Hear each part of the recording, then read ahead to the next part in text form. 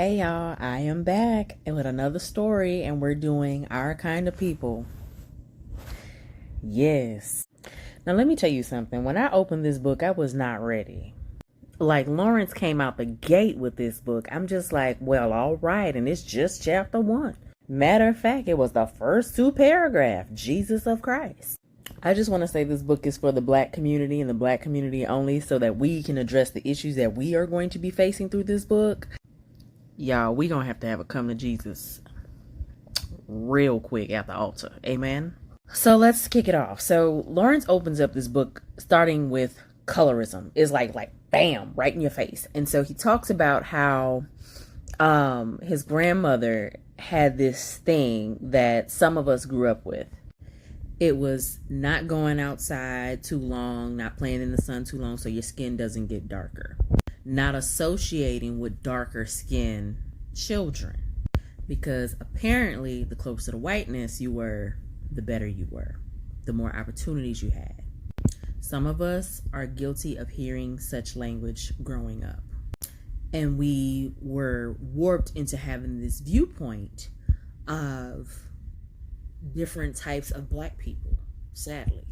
Now, this light-skinned privilege that some of the elites had allowed them to not experience the same type of oppression that all Black people experience. So because they had wealth and status, they were able to say, instead of sitting at the back of a segregated bus, I'm gonna go buy a car. Instead of sending my children to segregated schools, I'm gonna pay for private school. This also included language like being proud Republicans. And they were able to disassociate themselves from Black people who were in different classes than them. So their interpretation of different Black people in different statuses were through some of the ways that we see people without color experiencing Black people, which is through entertainment and media. The other part that tripped me out was how they were like, oh, we don't need a civil rights movement. We don't think it's necessary. There was even a part where they referred to them as nappy head Negroes who were the protesters. Yet they were hypocrites because they were throwing their cash at the NAACP and the Urban League. Catch that. Lawrence goes on to talk about how at 6 years old, he knew the importance of being a different shade of Black. So that ties into this idea that children are taught to be racist and colorist at a younger age, not necessarily coming out and saying this, but in the way that we carry ourselves as adults. So it may not seem like you yelling out the N-word to your children, but it could be saying you don't associate with them. So Lawrence goes into the different organizations that some of these Black elites were a part of. A lot of them were in Jack and Jill, Links and Boulets, some of the top HBCUs, Greek organizations, the Divine Nine. A lot of them held positions like doctors, lawyers, and entrepreneurship. These people typically raise and praise their children to have good hair, nice complexions, and all of this tends to be close to Eurocentric features. Now, the hair issue can also be traced to today, right? So we have issues within the natural hair community where we talk about the 2A to 4C hair, and we see the discrimination there. They experience the same things. Like, you could be light skinned, but if you had 4C, which is the coarsest hair, without curl pattern, you would still look down upon. It was just weird. The kinkier your hair, which means it puts you closer to your Blackness. And I found that to be weird because it's like, in one sense, they're being pro-Black, but they're elites. They don't want to be that kind of Black. This can go back to that Bonins conversation. You'll see what I'm talking about in a little bit. So Lawrence breaks it down a little bit further, like when he goes back to how the caste system brought us house Negroes and field Negroes. In so many ways, the house Negroes were considered to be the fairer skin. They didn't have to do hard labor like the field Negroes, who were out in the sun lifting and having hard labor. But what they did not realize when building this wedge in between the two groups based on skin color, they didn't realize that house Negroes were actually facing access to no education, if any, but they were subjected to many sexual assaults. They were also at the beck and call of their masters, so they really never really got any peace or time to themselves. Now, white enslavers used this to their advantage, to put black people against each other. See where we're going with this, y'all. This is not new. And so white enslavers and light-skinned house Negroes felt that field Negroes were inferior in intellect and behavior. The proximity to whiteness was able to gain some type of education and status due to their mulatto standing.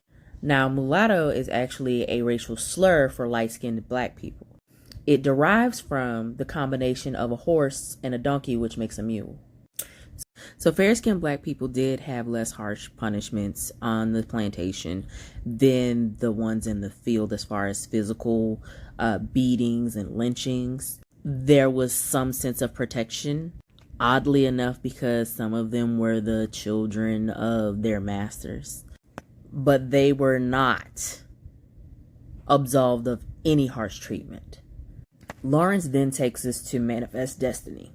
Because through Manifest Destiny, white people decided to make this idea that anybody who was not white or Catholic was deemed to be inferior and needed to be dominated, which is why they had a problem with indigenous Americans and enslaved Africans. They wanted neither group to be free. I have a video on this as well. But as black people became free, their status began to change. So the ranking was enslaved Africans, free people of color, white people, as far as the black and white dynamics. Free people of color were able to obtain generational wealth. They were able to earn money. They were able to own property. One of the families that he mentions was the Syphax, Syphax. I think I'm going to say it wrong, but correct me later, y'all.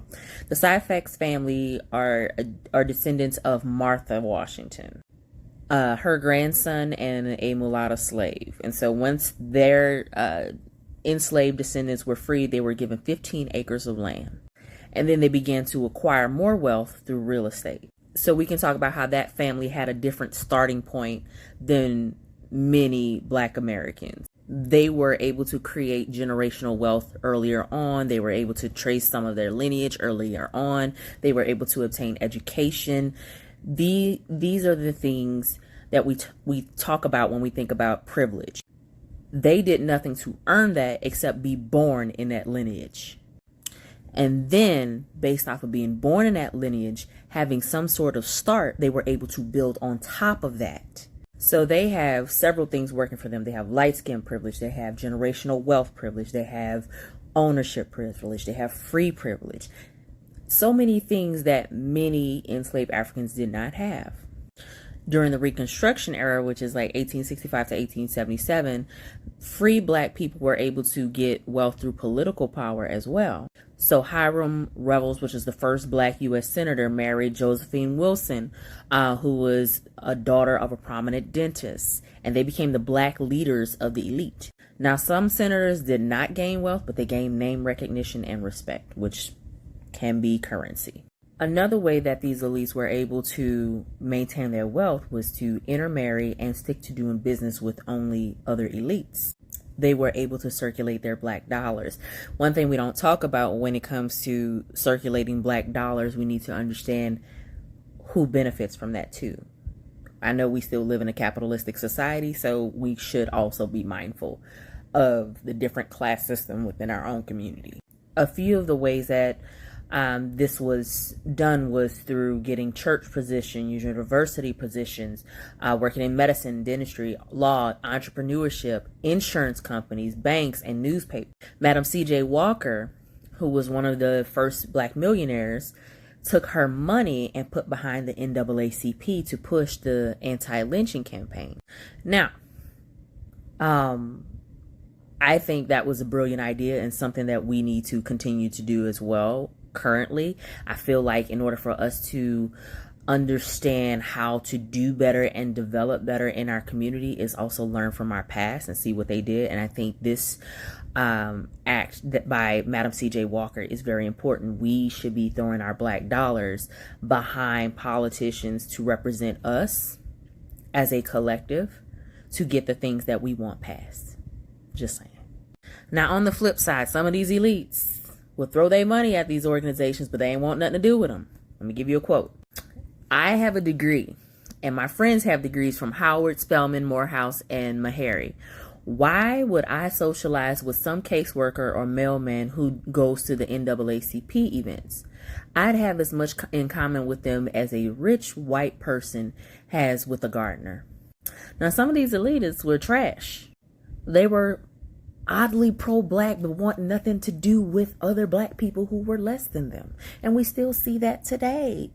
I get that we need to fund movements, but come on now, for you not to even socialize with people who are doing the hard work, we understand you throwing your money at them, which is needed to fund these organizations and these activists, but still. Child, then they talked about the elitism in the church.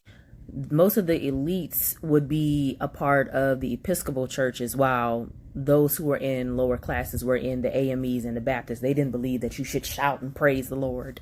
You need to be calm, cool, and collected and have a little bit more professionalism in your praise. That ain't for me. We gonna shout.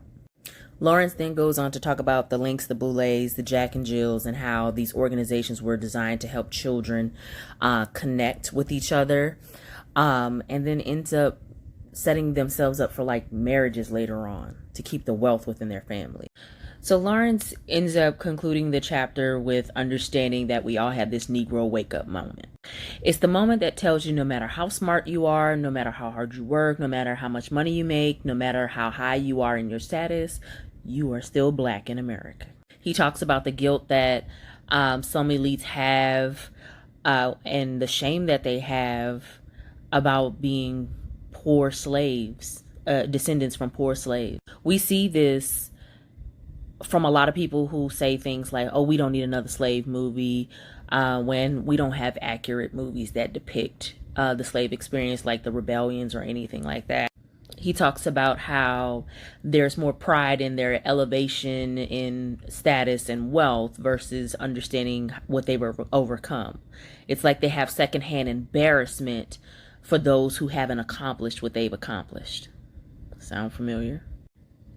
They look down upon people who don't look put together all the time, which is rooted in acceptance to whiteness, which I think he will go into more detail about throughout the rest of the book. But I think he did a good job breaking down where this proximity to whiteness and being put together and being more superior to dark-skinned black people, and being more superior based on your class as well throughout the black community, shines through in a lot of the conversations that we have today. I had a feeling it would touch on a little bit about the bonnet conversation that we've had over the past couple of weeks, but I'm interested in knowing your thoughts. I'm going to take all these videos from TikTok, put them together in my IGTV. I'm going to also put them on my YouTube, but I'm also interested in your thoughts about the first chapter of the book. I hope you guys read along with me. I'm going to try to do chapters 2 and 3 this week. I'm going to try, y'all. You know, we be living, but I'm interested in knowing your thoughts. Like, are you guys going to watch the TV show when it comes out in September?